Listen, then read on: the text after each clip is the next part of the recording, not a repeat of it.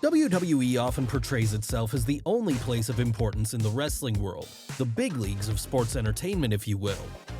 And while they are undoubtedly the biggest player out there in terms of money and reach, they're far from the only place for a performer to go and make a name for themselves. No, even if you skip the era of the territories entirely, you only have to look to the likes of WCW, AEW, or any host of others to see that there's a whole world of wrestling out there, with many different stars in it. But what happens when those stars come over to New York, ready to make a splash, only for them to subsequently fall short in making it big in the WWE? Well, join us today as we take a look at some of the biggest examples of this in missed chances, outside stars who failed in WWE. And as always, if we're going to start somewhere, we should really start with perhaps the biggest example of an outside star who never got full over in WWE, and that's Vader. Yes, prior to him joining Vince McMahon's company in 1996, Leon White had made a name for himself as one of the most feared heels in the entire wrestling industry, with his run in New Japan Pro Wrestling famously starting off with him squashing Antonio Inoki in shocking fashion so as to become the IWGP Heavyweight Champion. And after starting a literal riot that night then, it would be off to the races for the Mastodon as, from there, he would go on a 2-year run as one of the top gaijin in the country, all while he was simultaneously bringing his act back over to America with World Championship Wrestling. And there he would be so dominating that he would soon become a WCW World Heavyweight Champion too, with all this eventually being enough to bring him to the attention of the WWF. So when they poached him away a few years later, it seemed like he couldn't fail. And at least initially, this looked like it was going to be the case, as the boss had by then started making early plans to put the title on his newest signing at that August SummerSlam. Unfortunately though, the WWF champion at this time was Shawn Michaels, someone who, being right at the peak of his drug-fueled days, would seemingly take a disliking to Leon on account of his stiff style. From there then, he'd use his backstage power as part of the Clique to keep the belt on himself instead, all while he audibly lambasted Vader in the ring during their eventual match. And after that, Vader would never fully recover, as with his confidence seeming to have been shot by the whole incident, his spot on the card would fall in importance, all while his weight was continuing to rise too. This weight issue, in fact, would end up becoming such a big problem, it would ultimately lead to Vince McMahon stepping in and sending the Mastodon to weight loss clinic, all in hopes that he could get the man who had once dominated NJPW and WCW to return. But alas, this would never end up happening, and so, by 1998, after having lost a series of matches to the new big monster on the block, Kane, Vader would leave WWF, returning out east from there as he, this time, wrestled for both All Japan Pro Wrestling and the company that would later branch off from it, Pro Wrestling Noah. Yes, it remains one of the biggest what-ifs in WWE history to this day, and with Leon White sadly dying of heart failure in 2018, it's sad we won't ever get a chance to see him make a full-time return to Vince McMahon's company. But at least for a brief moment, the boss was all in on Vader. When it comes to our next entry, Mike Awesome though, the same could not be said. Of course, Mike Awesome will be better known to 90s fans as the man who acted as the resident monster of Extreme Championship Wrestling during the middle of the decade, with his series of hard-hitting matches against Masato Tanaka turning him into a huge star with the hardcore audience. On top of that, he was also simultaneously making a name for himself out east in Atsushi Onaida's Frontier Martial Arts Wrestling, there becoming the longest-reigning world champion of the deathmatch pioneering promotion. So when he came to WWF as part of the Invasion in 2001 then, it felt like with his size and physique, Vince McMahon would be quick to push him to the moon. But that's where you'd be wrong to assume such a thing, because despite being the first Alliance guy to win gold when he pinned Rhino to become the WWF Hardcore Champion, Awesome would never really rise much higher than this. In fact, by 2002, with a number of injuries having hampered his momentum, he'd find himself becoming a mainstay of second-tier shows like Velocity and Heat. And that would all ultimately lead to him being released from the company in September of that year, with his star never really having had a chance to shine during his time there. For Awesome's part, he would blame this on his refusal to get too involved in backstage politics. And when it came to backstage politics, well, that's what also allegedly led to the demise of another top ECW guy in WWF, with this being Taz. That's right, If Mike Awesome was a star in Paul Heyman's Extreme promotion, then Taz was a supernova, one of the biggest names the company had during the heights of their run. And this was because, as the human suplex machine, the Brooklyn performer would regularly destroy much larger opponents, with all this leading towards him gaining a reputation as the ultimate tough guy, someone who could quite literally break their neck in the middle of a match, then walk themselves to the hospital after the fact. So by the time 1999 rolled around then, Taz had pretty much run the gamut in ECW, being at this point a former television champion, FTW champion, and World Heavyweight champion too. And with no other worlds left to conquer, he would jump to WWF at this point, immediately making a huge splash when, at the 2000 Royal Rumble, he'd destroy Kurt Angle in front of his hometown New York crowd. But after that, the human suplex machine's star would begin to fall, with the reasons for this allegedly being a combination of his small stature and the fact that he had gotten so over as a character Vince McMahon hadn't specifically created himself. Then, to make matters worse, after apparently talking to other wrestlers behind the scenes and asking that they stop using suplexes during their matches, Taz would begin to develop a reputation as someone who had attitude problems. So by the time the year was out, he'd been relegated to the role of pretty much being a jobber, all of which ultimately led to him retiring from the ring altogether in 2002 and becoming a full-time commentator instead. That said, when it comes to our next entry, there really was no opportunity to move to the commentary booth following a failed run in WWE, because with his English being limited, Hideo Itami only really had the option of going back home to his native Japan. And of course, it was in Japan, while working under his real name of Kenta, that he would first reach superstardom when he became one of the standout players of Pro Wrestling Noah during the 2000s and early 2010s. On top of that, during this period, he would also get to introduce himself to Western audiences when he appeared at a number of Ring of Honor shows and had some classic matches against the likes of Samoa Joe and Bryan Danielson. So when he was snapped up by WWE in 2014 then, immediately being sent over to NXT and being given his new moniker, it felt like he couldn't fail to get over. But despite fans on the Black and Gold brand loving him early on, Itami's time in NXT would be plagued by injuries. In fact, over the course of his run, he would spend more time on the shelf than off it, all of which contributed towards him eventually being replaced in the audience's minds by the likes of Finn Balor and Kevin Owens. Then, when he was eventually called up to the main roster in November of 2017, things would only get worse, as with him being relatively small at 5'9", Vince McMahon immediately pigeonholed the former Noah star as a cruiserweight, causing him to spend most of his time wasting away on 205 Live. That was why, when his contract expired in 2019, Itami would leave the company altogether. From there, returning to Japan, where now a member of the New Japan roster, he'd morph back into Kenta and join the Bullet Club. But not everyone has the option of joining the hottest stable in all of wrestling after a failed run in WWE. No, in fact, many have to start rebuilding themselves from the ground up all over again, with this being exactly what happened with Mike Bennett. That said, prior to joining Vince McMahon's company in 2017, Bennett was already a big name on the indie circuit, a position he'd created for himself throughout his run with Ring of Honor. Yes, there, with his real-life partner Maria Kanellis by his side, the Massachusetts native had put on a string of great matches against the likes of Roderick Strong, Jay Lethal, and Eddie Edwards. And as he was doing this, he would also get to further establish himself with stints in both Impact and New Japan Pro Wrestling, all of which eventually saw him fall under the radar of WWE in the second half of the 2010s. Once there, though, Mike Bennett would quickly realize that things were not going to go as well, because upon having checked himself into rehab soon after debuting, Vince McMahon decided he could no longer rely on his newest signing, something which led to him being treated as a lower-card jobber when he returned.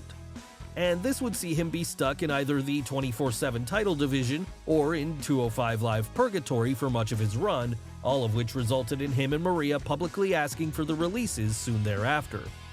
WWE's response to this, well, unsurprisingly, they said no. After all, their contracts were binding. That was, of course, until they decided they weren't anymore when, as part of a wave of mass releases in 2020, Mike Bennett and Maria Kanellis would both be let go. So now, free to continue on their own journey again, the two would return to the indie circuit, working for the likes of Impact, Ring of Honor, and Billy Corgan's NWA in the time since. and as they continue to rebuild themselves as indie superstars, perhaps they could take a lesson or two from our next entry, because when it comes to making a name for yourself outside of the WWE system, prior to his run as Scotty Goldman, few were able to do it as successfully as Colt Cabana did during the early to mid-2000s. That's right, before he went to New York, Cabana was building a reputation as one of the smartest wrestlers on the indie circuit, someone who fully understood the power of branding himself through his pioneering use of the wrestling podcast and his popular comedy character work. This then would see him become a big star in Ring of Honor during its early years, alongside his real-life best friend CM Punk. In fact, at one point, the two would have a legendary 2 out of 3 falls match together, a match which Cabana actually ended up winning. So when Punk went off to join WWF soon after this, it felt like only a matter of time before he would be able to put the right words in with the right people and get his buddy a job there too. That was what led to Cabana formally being signed up in April of 2007 where, now being rebranded as Scotty Goldman, he would spend some time in Ohio Valley Wrestling and Florida Championship Wrestling, all before eventually being called up to SmackDown the following year. There though, with his brand of comedy apparently not being a hit with Vince McMahon, Goldman would struggle to make an impact. And this would mean that, after losing matches to the likes of Brian Kendrick, The Great Khali, and Umaga, he would disappear from TV altogether, with him ultimately being released soon after. Still, at least as an indie wrestling legend, Cabana was able to return to his old haunting grounds following that, becoming a mainstay once more on Ring of Honor, Pro Wrestling Guerrilla, and Chikara, all before joining All Elite Wrestling in 2019 and finding himself on national TV once more. And while his days there may currently seem numbered due to the beef he developed with Punk after the two had a major falling out in the early 2010s, it appears he may be returning to the now Tony Khan-owned Ring of Honor all over again, bringing his journey back full circle in the process. But he wasn't the only person who made his name in Ring of Honor before getting his shot at the big time, because way back in 2002, before he was Kaval, Low Ki would actually become that promotion's first ever world champion. Yes, not content with just beating Bryan Danielson and Christopher Daniels on the first ROH show a few months prior, Low Ki would go one better when, in a fatal 4-way match, he would defeat Daniels, Brian Kendrick, and Doug Williams to become the first man to hold the company's top prize at July's Crowning a Champion. After that, he would have a string of memorable matches against the likes of Samoa Joe and Austin Aries, fully establishing himself as a pillar of the company as a result.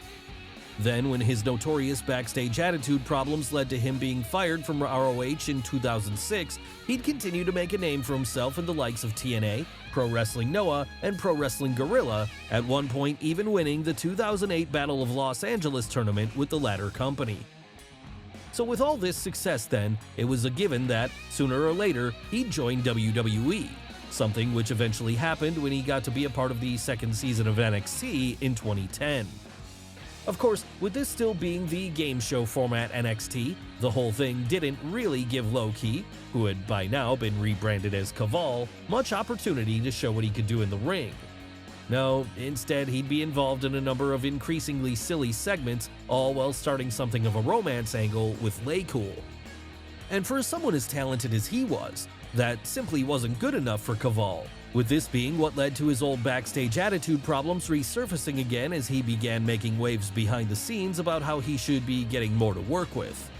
So understandably, this did little to endear himself to management, and after losing a number of lower and mid-card matches to the likes of Drew McIntyre, Chavo Guerrero, and Dolph Ziggler then, the former Ring of Honor star would be released from his contract later that year, with him never being asked to return as of the time of this video's recording.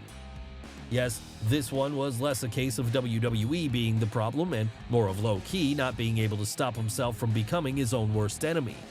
And he wouldn't be the only one who would be to blame for a failed WWE run as, despite being a big hit in TNA during the 2000s, when Chris Harris joined WWE and morphed into Braden Walker, things would not go so well. Knock knock, who's there? It's Braden Walker, and I'm gonna knock your brains out. That one line should have been enough to kill his career right there, to be honest. But of course, the former TNA star's inability to get over in WWE was a result of far more than just one terrible opening line during an introductory segment on a July 2008 episode of ECW. Now, if you look at the man he was before this and the man he'd become then, you'll immediately see the difference. In TNA, Chris Harris was someone who looked like he was going to be one of the company's breakout stars of the future, with his early run seeing him find much success as one half of America's Most Wanted. And after that, his later years would bring even more success as, with him now branching off into singles action, he'd set his sights on becoming the TNA World Heavyweight Champion. Unfortunately though, he would never be able to achieve this goal as, by January of 2008, Harris would have worked out his release from the company. But the reason for that wasn't that they didn't have any faith in him. No, quite the opposite in fact, as the Nashville brand would have loved to keep the up-and-comer on the roster at this point. The only problem was, WWE wanted him too, and given how much more money they had at their disposal, it didn't take them long to woo Harris away with a better contract offer. That was how, starting just a few weeks later, he'd debut on the revived ECW brand under his new name of Braden Walker. In the end, however, this run would never really manage to get out of the starting blocks because upon starting with the brand, Walker would seemingly take the efforts WWE had gone through to get him as a sign that he didn't need to prove himself anymore. That was why, after only 2 TV matches on the hardcore brand, one against Armando Estrada and one against James Curtis, the former TNA Tag Team Champion would be let go by Vince McMahon, with him from there being forced to return to the indie circuit for what remained of his career. Of course, back in the old days of the 80s, however, there wasn't an indie circuit to be found. No, instead of there being one big league with a lot of smaller promotions circling around it, there was a series of territories divided up by states, each mostly holding the same level of importance and star power as the others. That said, by the time Barry Windham started his career in 1979, this model wouldn't have much time left, because when Vince McMahon came along and took wrestling national, it would eventually leave the industry with the setup it has currently. And Windham would, like so many of his peers then, go over to WWF so as to try and carve out a spot for him there. Unlike many of his peers though, this would not go quite as well as he'd hoped. And that's a shame because prior to this time in New York, he'd been an important figure in the American Wrestling Association, Championship Wrestling from Florida, and most notably, World Championship Wrestling, the latter of which would see him become a member of the Four Horsemen and a one-time NWA World's Heavyweight Champion. Interspersed throughout these runs, though, were far less successful forays over to WWF, with the first one coming in 1984 when he briefly wrestled alongside Mike Rotunda as the US Express. Of course, despite appearing at WrestleMania 1, the US Express would fail to get over with fans, and so, after that, Windham would return to WCW, only to then return to the WWF once more in 1989 as the Widowmaker. Then, when this failed to make an impact too, he'd go back to his spiritual home and remain there until 1996. At which point, now a little longer in the tooth and a little slower in the ring, he'd have 2 failed runs back-to-back in WWF, first as the Stalker, and then as a member of the New Blackjacks alongside Justin "Hawk" Bradshaw. Yes, it's well known that adding a new prefix to a tag team name never works out well. And as a result of this one not getting over then, it would be Windham's last full-time run with Vince McMahon's company. But even if that's the furthest back in time we're going to go today, it's not the last example of someone who had been a star elsewhere only to then fail to get over in WWE, because like Taz and Mike Awesome before him, while Just Incredible may have been a big deal in ECW, over in New York, he was never able to make the same level of impact. Of course, this one maybe shouldn't be a surprise though, because despite being a very capable wrestler, Credible never really had the physique that Vince McMahon was looking for in a top guy. Still, as a close associate and unofficial 6th member of the clique, he really should have done better than he did, at least during his early days anyway, because rather than get to show what would later get him over in Philadelphia, his first run with WWF in the mid-90s would see him be forced to work the terrible gimmick of Aldo Montoya, Portuguese Man of War.